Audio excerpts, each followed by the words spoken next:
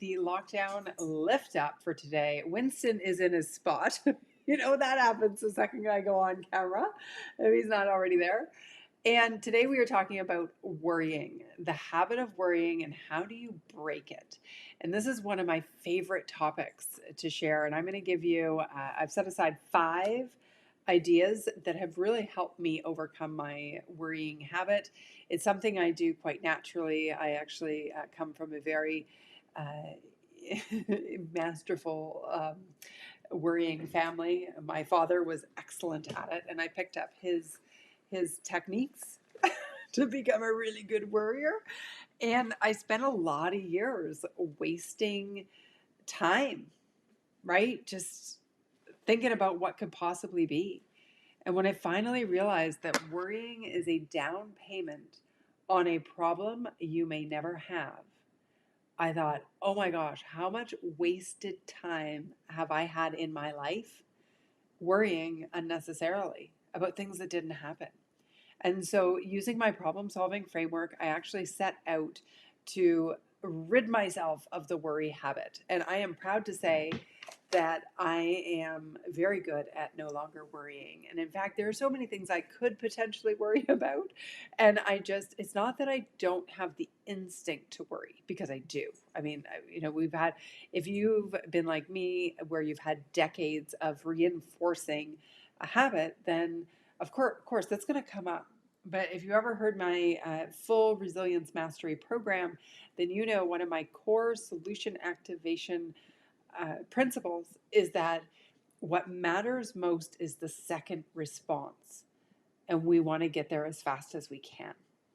So as I work with people, and I've actually coached people who are chronic worriers in their work life, and we've one person in particular, that was the original reason he actually came to me for coaching, was because he felt like he worried too much, and it really interrupted his time with his family and his relaxation time while he was worrying about work. So as we unpack this, we're going to go through. Thank you to those of you who are showing up live. And of course, if you put a comment in the comment box, I will be sure to bring it up and put it on the screen so everybody can see what you're saying. What I do notice, though, is that I get comments on Facebook, but they aren't showing up in my restream. So I don't know why that is, but I'm going to keep an eye out for you and figure that out. So, and you're also a little bit delayed, but anyway, I'm glad to have you here, and I hope if you're a worrier, you're going to love this. So, where was I at?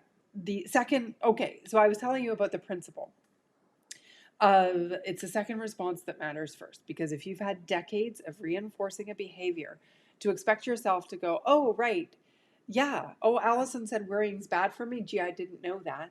I'm going to never worry again. Like, that's not how personal development works. But if you tend to, let's say, worry about a big meeting that's coming up in 3 weeks or 3 days, and so you give a lot of mental and emotional capacity to the what ifs when it's coming, then what if you could apply these techniques and this thinking that I'm going to share with you and change that to an hour of worrying, or 10 minutes of worrying, or like I do now, where it's like worry for a minute and go, oh, I don't like that feeling, interrupt it and stop the pattern. Because once you get used to not worrying and just trusting yourself for the future to deal with whatever actually comes up, then there's such a freedom on the other side of that. It's so incredible to just be in the present moment. And it doesn't mean things don't go wrong. They do, but you deal with the things that actually go wrong instead of the things that you're manufacturing in your mind and your imagination that could go wrong. All right, so let's dive into some of these concepts and the thinking. And thank you for being here. Excited. Would love to hear from you in the comments if those go there. Oh, that's another post. I'm like, I'm seeing comments on Facebook, but it's not about this. It's about that. All right. So the problem solving framework, if you're not familiar with it, or my deeper level of work, is 3 parts. And it ends with solution activation. And so often when we talk about obstacles, we talk about, okay, I've got a problem, I need to go to the solution. And I actually think that that does you a disservice. We don't get the best solutions when we jump to solution first thinking. Instead, two steps before that. And these can happen really quickly, and we can go deeper into these in other videos, and of course, with my keynotes and my training programs and my coaching, all of that. This is where we'll go quite deep. But the first piece is situational awareness, getting very clear on what you're actually solving. Because sometimes we'll say, like, oh, I'm worried about where I know I've shared with you that I'm looking for my new home. And I don't know where it's going to be, but I know it's going to be great. So that could be something. I've even had friends call me and say, like, are you, like, I know you're wanting to move in June, so, like, do you have a place yet? And I'm like, nah, I don't have a place yet, but you know what? It'll work itself out. I'm not going to spend time worrying about it in advance. But here's the thing. So what is the real issue? So the real issue is not that I don't even know where I'm going with this. It's been a long day. I was up at about 5 for doing some client work. So I'm a little tired, but that's fine. So what is the real issue that we're dealing with?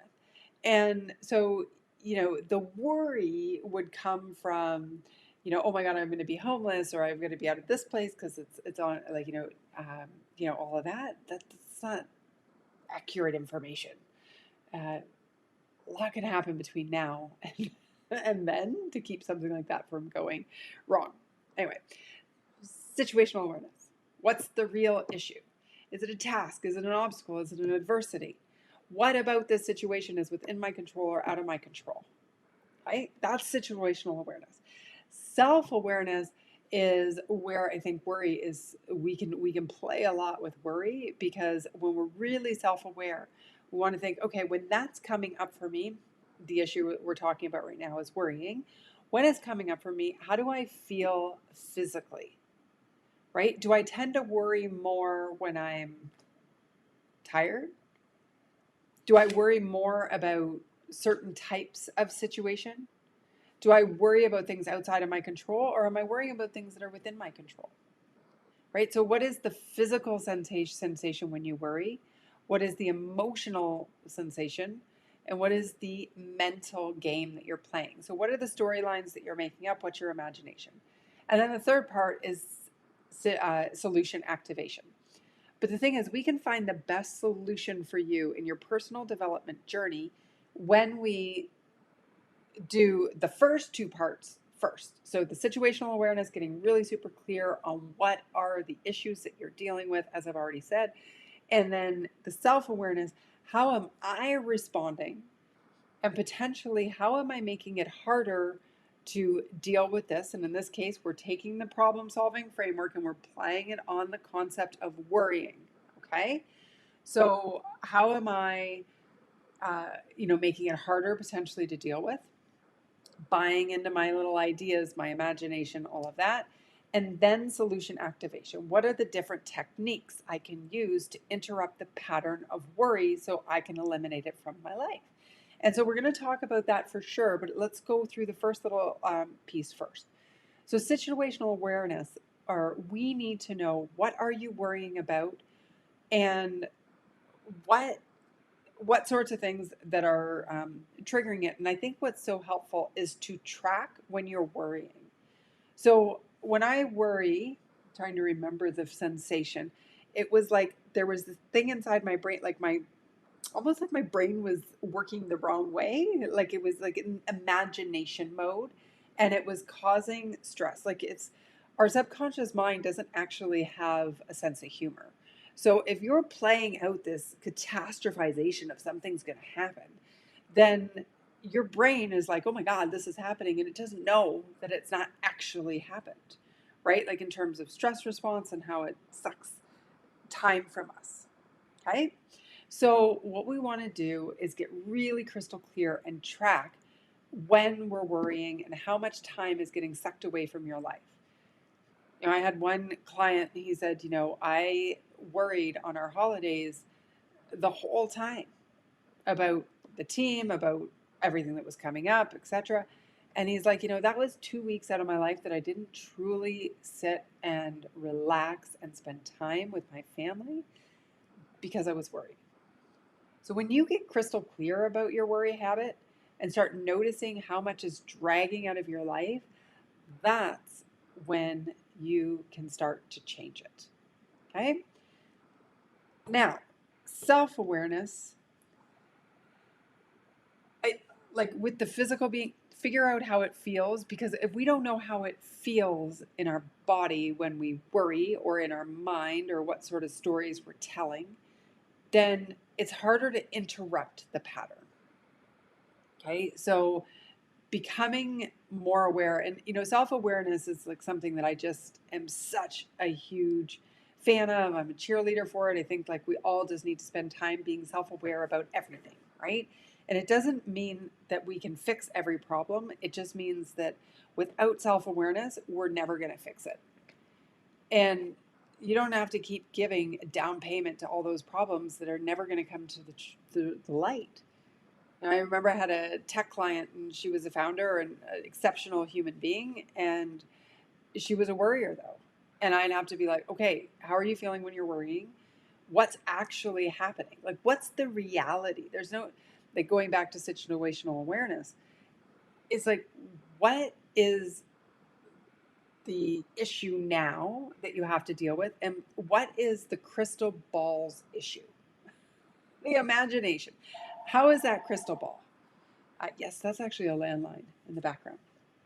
When I do like keynotes and things, I actually just turn it right off and unplug it. But for now, because we're on LinkedIn lockdown, lift up, I just let it go. So that's good. Anyway.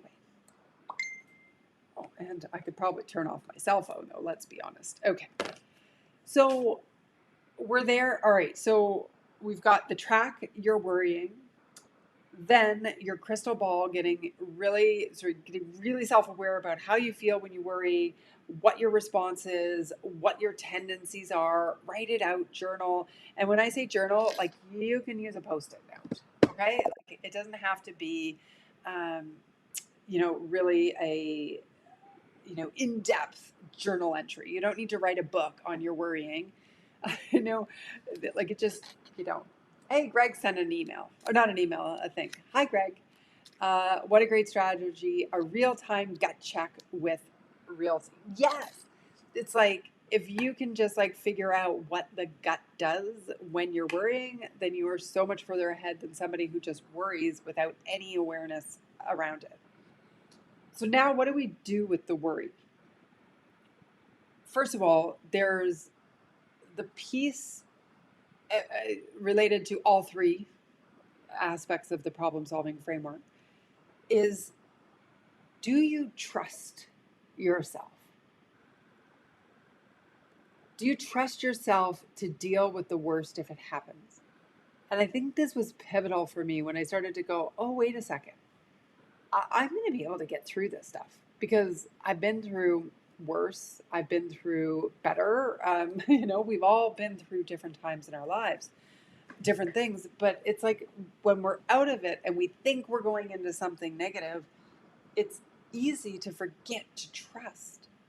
Trust that when something presents itself, you're going to have the ability to actually deal with it. Okay, so that's the big piece of the puzzle. That crystal ball that I talked about, take it and figure out what is its success rate. So with that one coaching client I talked about, with her, I'd be like, how's that crystal ball working out for you? And see, we forget, like, so we'll worry, and then the thing won't actually be as bad as what we thought it was going to be.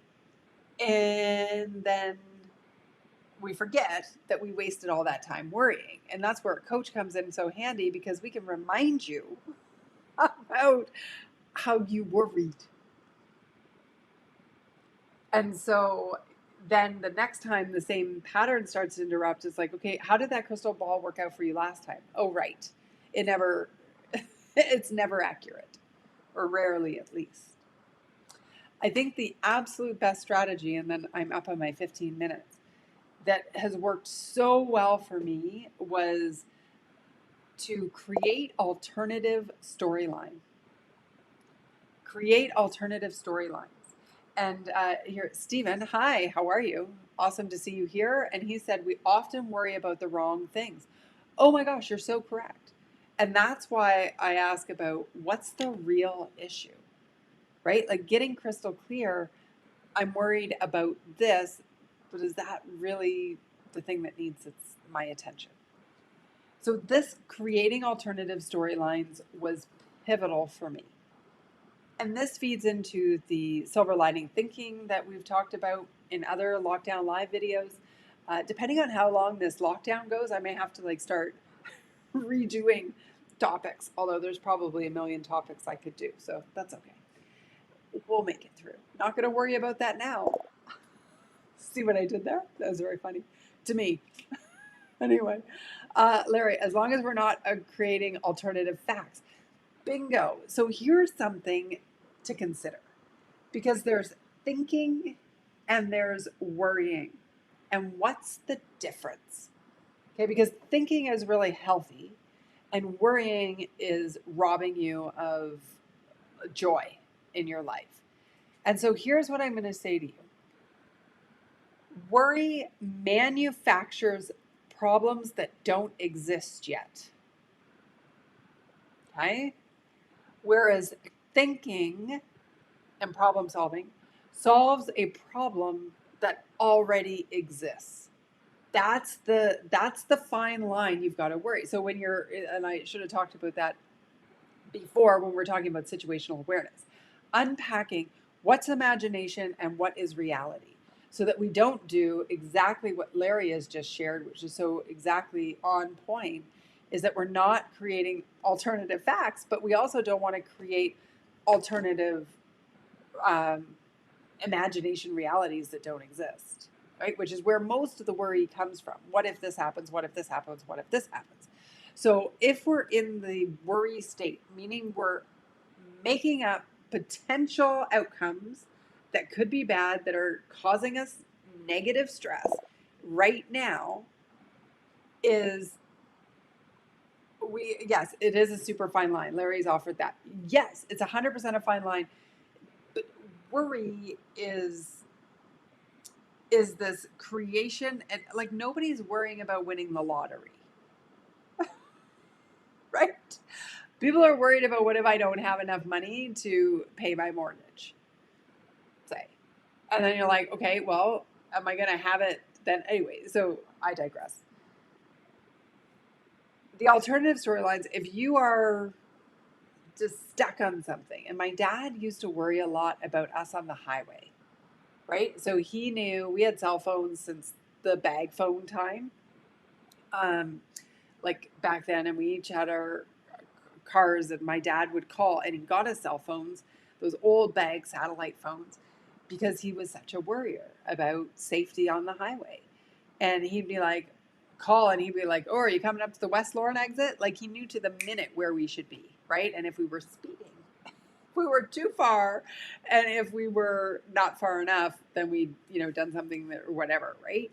But he was worried. So if the fact is they're on the highway, and I know devastating things can happen, so that's great, but it doesn't change the outcome if we worry about it.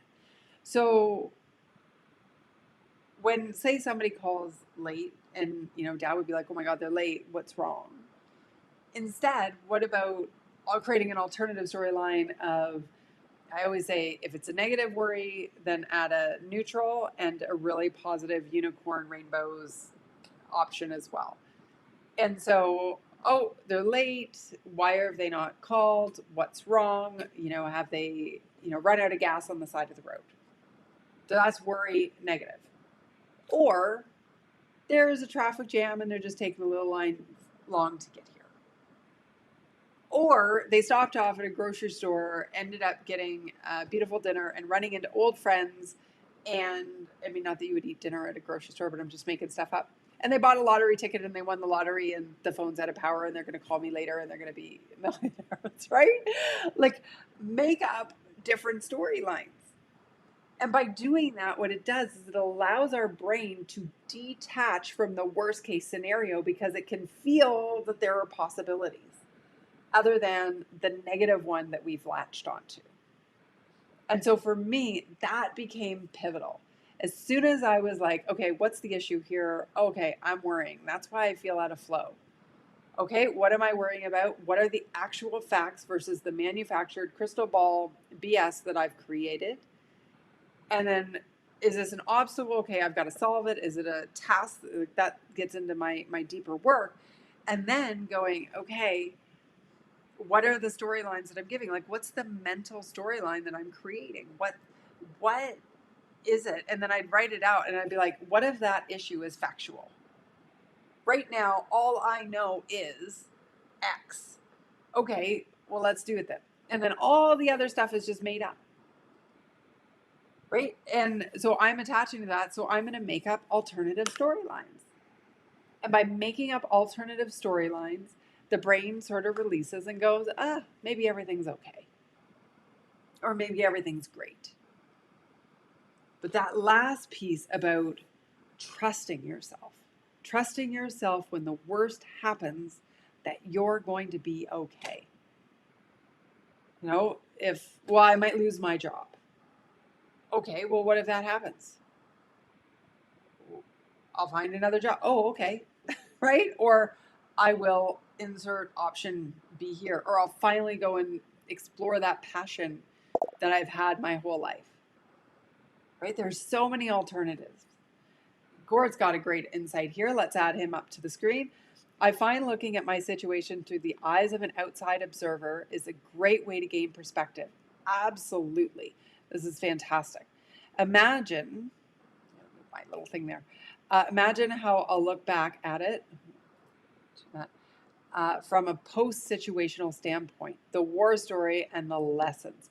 Absolutely, Gord. And, it's interesting because if people would track what they worry about before the worst happens, then it's a lot easier to let go of the habit of worry because you start realizing that the thing that you made up, that your imagination, your crystal ball, is very ineffective and very unreliable and not that smart. Right? It's just not that smart. It can't predict the future. And so most things never end up as bad as they are. But even when they absolutely suck,